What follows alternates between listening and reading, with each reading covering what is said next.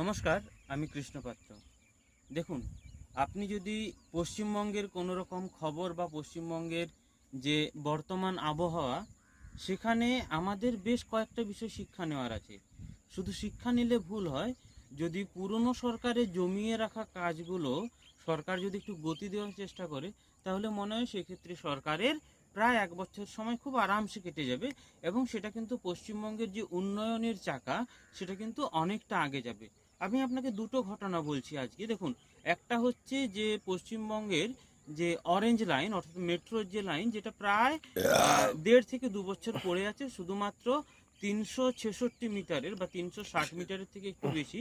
সেই ৬০ মিটারের যে জায়গাটাতে কিছুক্ষণের জন্য মানে ৩ দিন ৮ ঘন্টা ট্রাফিক ব্লক করে, সেটা আবার রাত্রেবেলায়, সেই কাজটা কিন্তু দ্রুততার সাথে করে দেওয়া দরকার ছিল।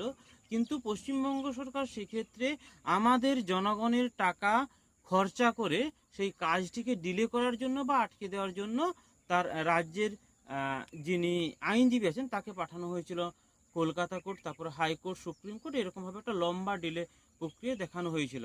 যে কাজটা নতুন সরকার পর আসার পর শুধুমাত্র যে অগ্রগতি পেয়েছে ভুল বলা হবে, আজকের দিনে সেই কাজটা অটোমেটিক্যালি শেষ হয়ে গেছে।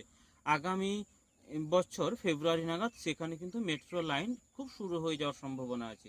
দ্বিতীয়ত, কাল পশ্চিমবঙ্গে একটি খুব গুরুত্বপূর্ণ পদক্ষেপ বা হস্তাক্ষর করা হয়েছে, যেটা হচ্ছে বিএসএফ এর সাথে অর্থাৎ বাংলাদেশের সাথে লাগোয়া যে ভূমি, যেখানে মালদা, কোচবিহার, উত্তর চব্বিশ পরগনা, বনগাঁ, এই সমস্ত যে জায়গাগুলো যেগুলো বিএসএফকে দেওয়ার কথা ছিল, কিন্তু পশ্চিমবঙ্গ সরকার শুধুমাত্র নিজেদের রাজনৈতিক ফায়দার জন্য সেগুলো না দেওয়ার একটা খুব সুচিন্তিত পরিকল্পনা রেখেছিলেন। কারণ তারা ভেবেছিলেন যে এই মাসের মধ্যে মানে ৪ তারিখের পর রেজাল্ট বেরোলে তারাই আবার ক্ষমতায় চলে আসবে, আবার ৫টা বছর কাটিয়ে দেবেন, আবার বাংলাদেশ থেকে জিহাদিদের নিয়ে এসে তাদেরকে প্রপার ডকুমেন্টেশন করে পশ্চিমবঙ্গে জায়গা দেওয়া হবে।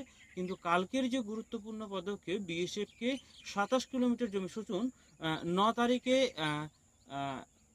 শপথ নেওয়ার পরে আজকে প্রায় ১২ থেকে ১৪ দিন হয়েছে, সেক্ষেত্রে কিন্তু ২৭ কিলোমিটার জমি কাল অফিসিয়ালভাবে বিএসএফ এর হাতে হস্তান্তরিত করা হয়েছে।